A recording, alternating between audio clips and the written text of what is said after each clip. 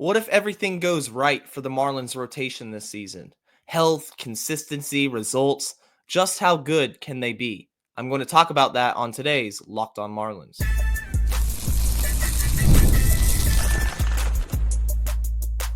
You are Locked On Marlins, your daily podcast on the Miami Marlins. Part of the Locked On Podcast Network, your team every day. Welcome into Locked On Marlins. I'm your host, Jeremiah Geiger. You can find me at Jeremiah Geiger2 over on X. And thank you for making Locked On Marlins your first listen of the day, part of the Locked On Podcast Network, your team every day. Make sure you subscribe to the YouTube channel and let me know your thoughts in the comment section. And on today's show, I'm going to be talking about the ceiling for the Marlins rotation. If everything comes together just right, how good can this pitching staff be? What does new pitching coach Daniel Moskos have to do in order to get all the right pieces together and everything working to become a well-oiled machine? What are some under-the-radar prospects in spring training that I'm going to be looking for that I think could make an impact down the road for the Marlins and make their major league debuts this season? That's all coming up on today's show. The first thing I want to talk about today is the potential that the rotation has. I understand a lot of people could view this as just willful, blissful ignorance when it comes to the Marlins and their chances this season. But when you have a team with a pitching staff, with the talent that Miami does, and I'm not saying they're going to compete. I don't expect them to compete. But when you do have a pitching staff with the sheer amount of talent and the possibility every fifth day to go out and compete, anything can happen. That's why competitive teams start and end with their pitching, top to bottom. We've seen great teams go out into the postseason and flame out because they have no bullpen. They have a deficiency in their pitching staff and the rotation. The Marlins right now, for years, they've had a strong rotation on paper. And this year, I believe, is no different. They've had some subtractions. Jesus Luzardo gets traded. Braxton Garrett is out for the season with elbow surgery. But I'm looking at the addition of Cal Quantrill, who is a prime bounce back candidate in Miami on a 1-year deal, $3.5 million. He has an opportunity to resurrect his career, which took a nosedive after a couple really good seasons in Cleveland. We know he can do it. Sandy Alcantara is healthy. He's a Cy Young candidate when everything's working.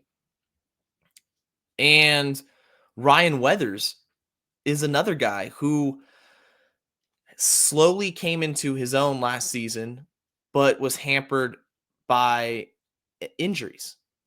So he wasn't able to fully break out. He wasn't able to fully showcase what he has in the tank and what he can bring every day to an organization. Those three names right there, they're locked in. Then now 4 and 5, you have two guys who I think that there's still potential with them. And maybe that's the optimist in me, the spring of eternal hope that ever flows. Being a Marlins fan, that's how it has to be. But Edward Cabrera and Max Meyer are another couple guys who I expect to fill out the rotation. So it would be Sandy, Weathers, Quantrill, and then I expect it to be Max Meyer and Edward Cabrera, who both of whom very talented pitchers, but they're lacking a couple things in order to really make it at the major league level. Max Meyer struggles with changeup consistency. His fastball shape isn't optimal, so he needs that third pitch. Instead, when the changeup isn't working, it's not consistent, and he doesn't rely on it, he doesn't throw it, then it's a slider guy with a fastball that's just an average offering. That's not going to work to be a major league starter. I have hope, though. I'm going to talk to you about why I have hope in the next segment, but Edward Cabrera is the same way. Now, he's just inconsistent with his command. The stuff is there. The slider, he has that absolutely devastating changeup that he throws at 92, 93, sometimes 94 miles an hour. He'll throw a changeup in the 90s. You have that fastball at 97. The changeup's just a few miles per hour below that, but it has that movement. We've seen how devastating he can be. But he's the same story with Max Meyer, is the inconsistencies, putting it all together. Command. You have to be able to command your stuff when you're a starting pitcher. Edward Cabrera tends to work backwards when he starts. Goes slider, changeup, and then goes fastball. He'll throw his secondary offerings oftentimes more than he'll throw the fastball, which I don't have a problem with. It just shows how effective he can be with those secondaries. When everything works, we see the 8 innings shutout against Oakland a couple years back. We see, in fact, I've been to 2 Edward Cabrera starts. One was back in 2022, goes 8 innings, 1 run. No, it was a shutout. 8 innings of shutout ball against the Athletics. Last year against the Braves, 5 innings, shutout ball, 8 strikeouts. I remember that one. I was there. I guess the key is every Edward Cabrera start I have to be at. But this rotation can be very good. Let's say Cabrera dials in the command. Let's say Max Meyer establishes a changeup as that third pitch, improves his fastball shape this spring. He becomes a quality starter. Then you have Sandy Alcantara, who's a Cy Young candidate when he's healthy. Ryan Weathers, who I could legitimately see having a case to make an all-star team. If not this year, very soon in his career. I really like Ryan Weathers. Cal Quantrill, bounce-back candidate, chip on his shoulder, ready to prove something. This rotation can compete every 5th day with their opponent, no matter who it is. They have to stay healthy, of course, but they absolutely can compete, and they can be one of the best rotations in baseball. They have that much talent. I'm going to talk about this coming up next, but Daniel Moskos, I'm going to stop butchering the names. I got to stop butchering these guys' names, man. Daniel Moskos said when he comes into this position as the pitching coach and he sees the talent that he's working with, it's not like a typical rebuild. This is not a typical rebuild like he used to see back in Chicago when he was the assistant pitching coach. There wasn't that much talent there. That's what he said. So he's excited to work with these guys. And this is after the Marlins have subtracted and traded away Jesus Luzardo, after Braxton Garrett goes down with injuries. So when your new pitching coach is saying, yeah, I see all this talent that I can work with, these arms across the board, that's exciting. I'm going to talk to you about what Daniel Moskos has to do specifically to help provide this consistency and improvement in the starting rotation with a couple of these guys coming up after the break.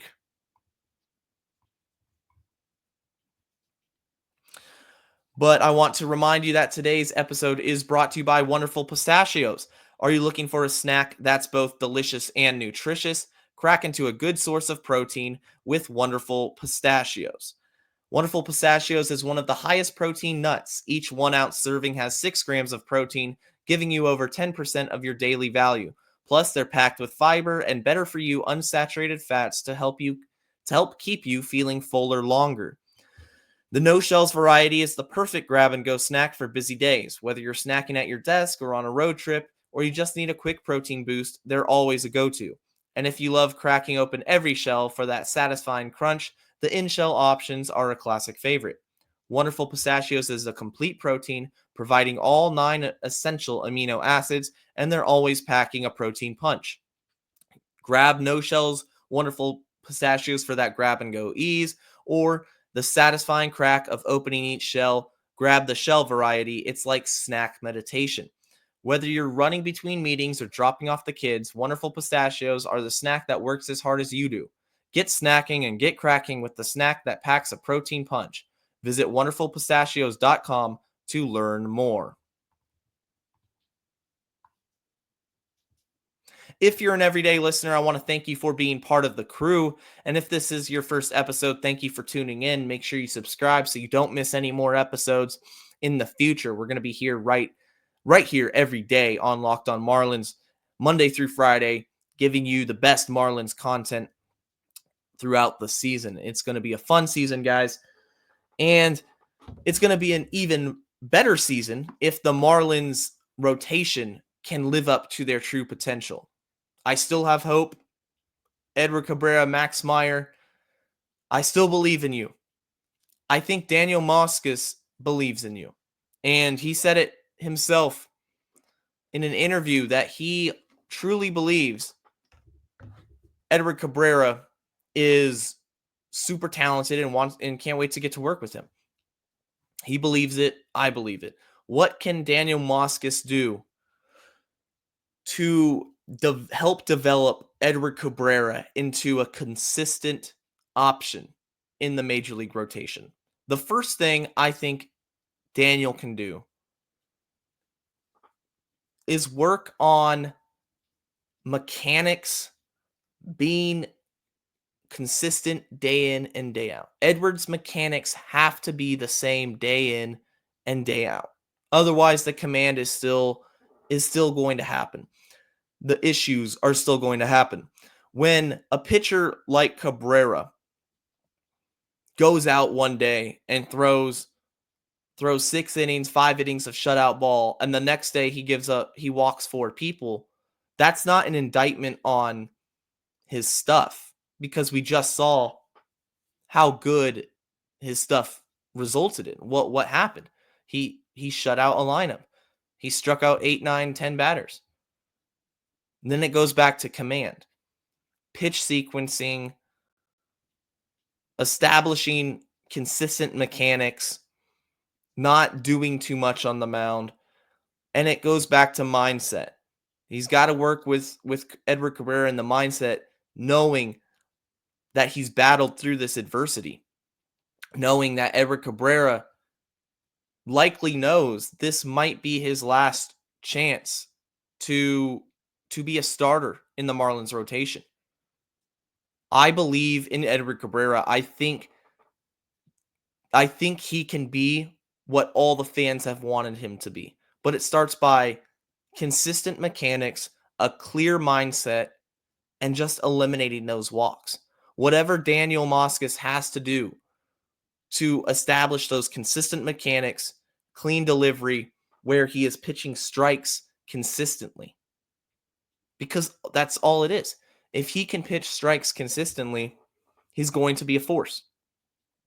No doubt about it. We've seen it happen. It just doesn't happen back-to-back days or back-to-back-to-back starts. We'll have little spurts of greatness from Edward Cabrera, spurts of his potential. So, biggest thing, throw strikes. He's got to throw strikes right out the gate. We're going to see in the spring if his mechanics are fluid and he's utilizing his stuff, which he has, really good stuff. The changeup, I mentioned how good that changeup is at the major league level. If he can throw strikes, look out. The second pitcher is more of Max Meyer, is more of a concern with his ability to throw elite pitches at the major league level that let him stand out. I said pitches, plural, because he does have an elite slider. A gyro slider he throws is what got him drafted 3rd overall. It is what got him to the major leagues. But solely relying on that one pitch is going to hinder his progress as a starting pitcher in the league. And I'm sure Daniel knows that.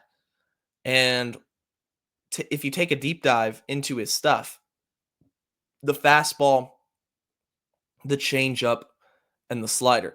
That changeup I found was very interesting because if you remember last season when he went 6 innings against the Atlanta Braves and generated 23 whiffs, and shortly after that he was sent down.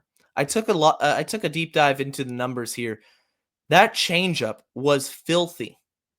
That was one of the times that he established consistency with the pitch. Whatever was working that day, it sure worked because he threw it 16 times against the Atlanta Braves.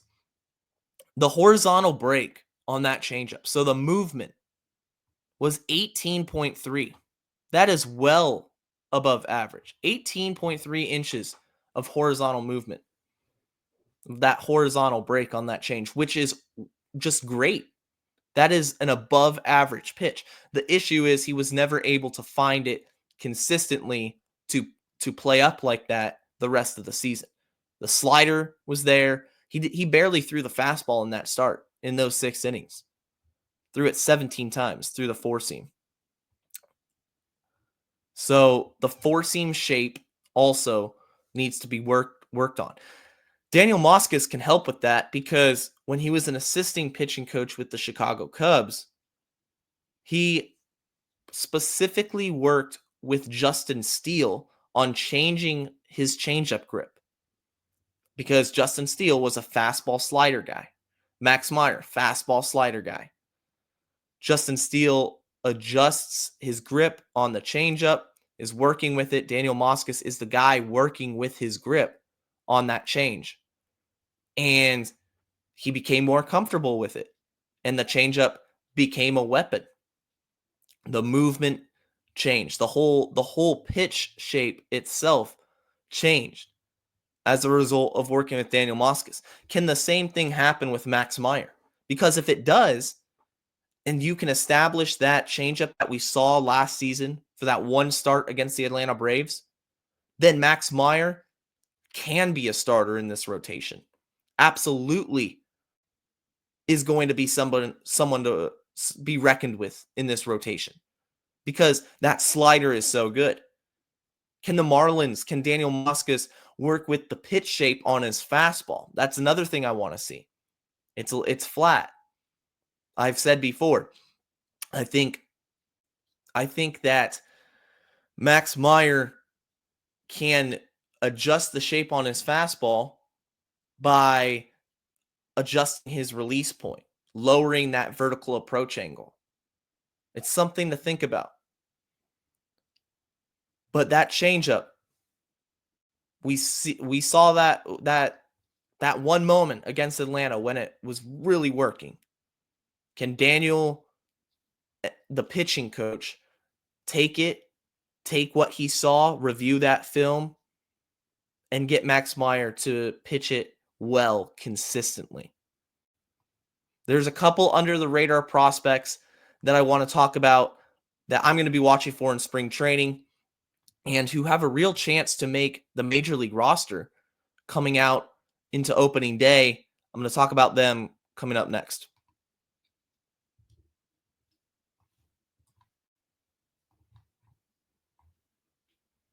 Reminder that share Locked On Marlins with other Marlins fans if they need that daily Marlins content. And reminder that every Friday there's going to be a mailbag episode. So throughout the week, leave your questions, leave your thoughts, and I will get to as many as I can on Friday's edition of Locked On Marlins.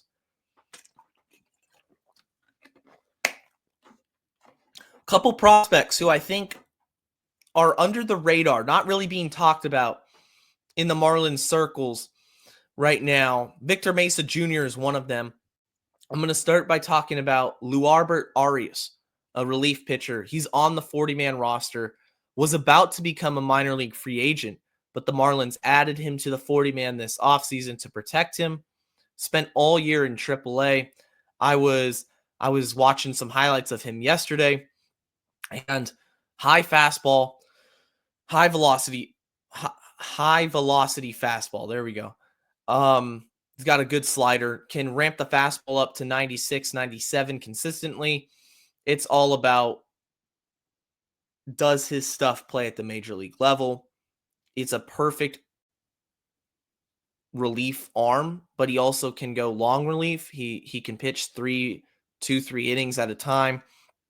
But he was productive in AAA. He was very productive. Low threes ERA, 75 strikeouts and 68 innings, and that was his first season in AAA. Did not debut last season, but now that he's added to the 40-man and they specifically protected him, it makes me wonder, hey, will the Marlins give him a role in this bullpen, which will certainly be in flux over the season. Bullpen arms definitely come and go. There's going to be injuries. So Luarbert Arias, that high 90s fastball, the slider, which is a swing and miss pitch, he's proved he can produce throughout the minors from low A to double A to triple A. He's moved his way up, and he's only 24 years old. So maybe he could be a replacement for Anthony Maldonado. And what we thought Anthony Maldonado would be, perhaps Luarbert Arias could be that prospect who comes up and makes an impact this season.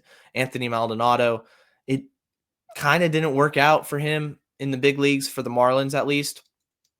He's gone on for a different opportunity. He's not with the team anymore, but they gave him an opportunity in the major leagues. It's just the inconsistency we saw from him in the majors compared to the minors shows you don't really know what you have until they pitch in the big leagues. The big leagues is a different animal than the minors. There's absolutely no comparison to AAA to the majors. We've seen this time and time again.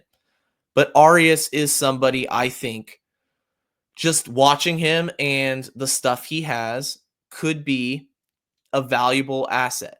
Not just because he could come out of the bullpen and give you 1 or 2 innings.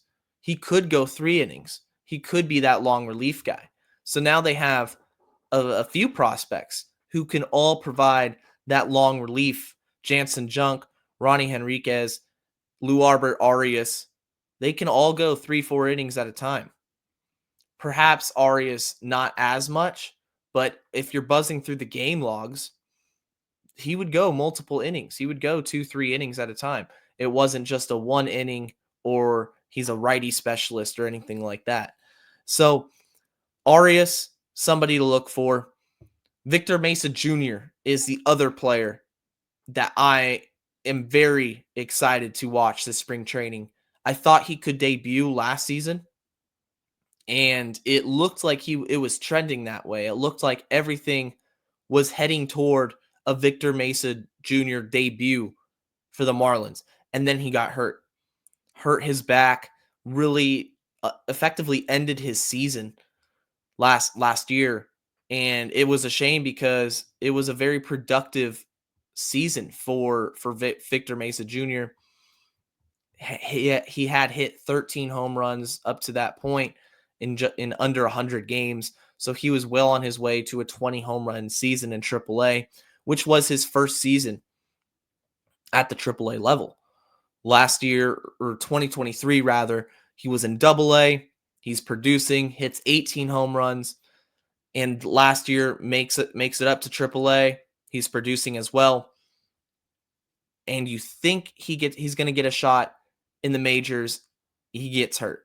So this season, with the outfield being as wide open as it's been in a while in terms of positions available and nobody really standing out, he's in big league camp. I don't see a reason why he can't compete for a starting job, or at least, at the minimum, be that fourth outfielder. I think Jesus Sanchez will be the starting right fielder. I don't think there's going to be a ton of competition at that. I don't think Victor Mesa Jr. is necessarily a true center fielder. He might not have the range. We'll see. But he could definitely play left. And even if Victor Mesa isn't the prototypical center fielder, neither was Jazz Chisholm Jr. So, and they don't have that true center fielder, elite defender on the roster, I don't think either. Kyle Stowers, Dane Myers, Derek Hill, none of them really stand out defensively that they have to play center field only. I think Victor Mesa Jr. absolutely will compete for a spot, and nobody's safe in the outfield. And I want him to compete and see what he brings at the major league level. I don't think there's anything really to prove for him in the minors anymore.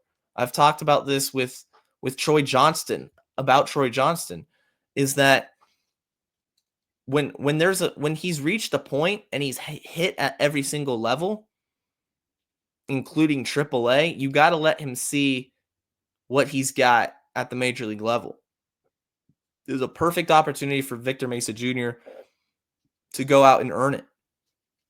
Go out and win a job in the outfield.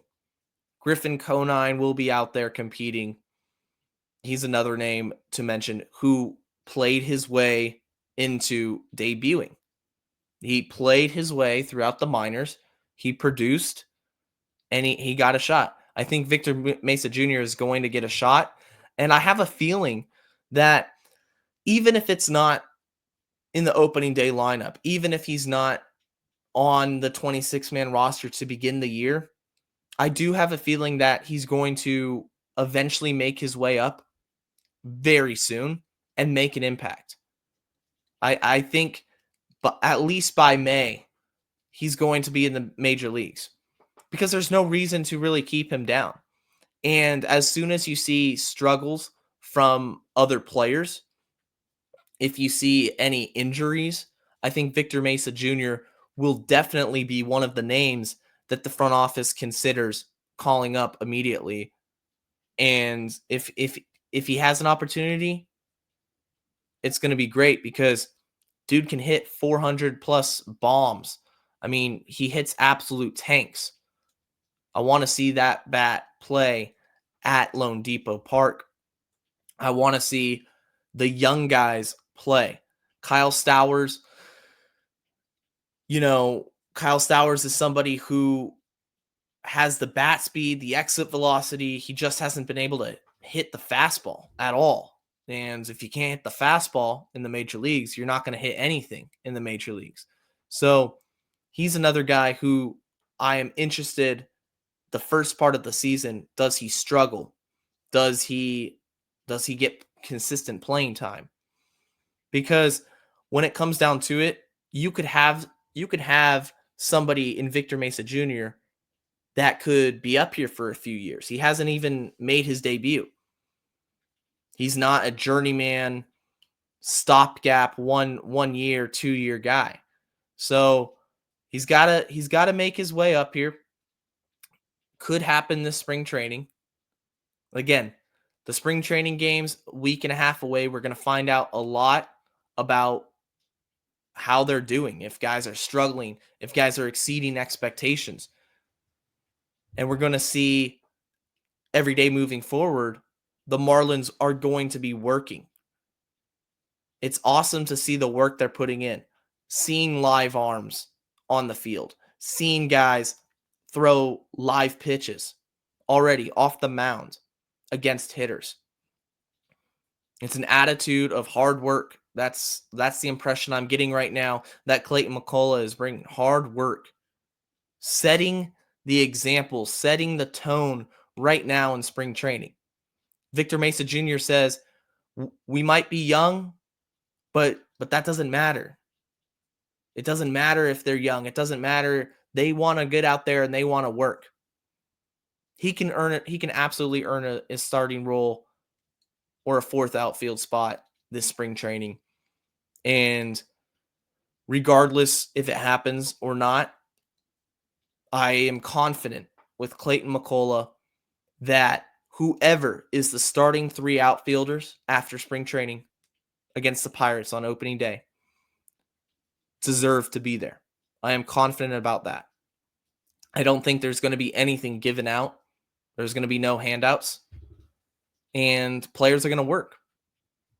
Establish the culture of hard work and showing up consistently and improving consistently. That's going to do it for today's edition of Locked On Marlins. Make sure you're subscribed. Thank you all for listening. Tomorrow's episode is going to be the mailbag. So any questions you guys got, hit me up. I'm going to answer them on tomorrow's show. Stay safe and let's go fish.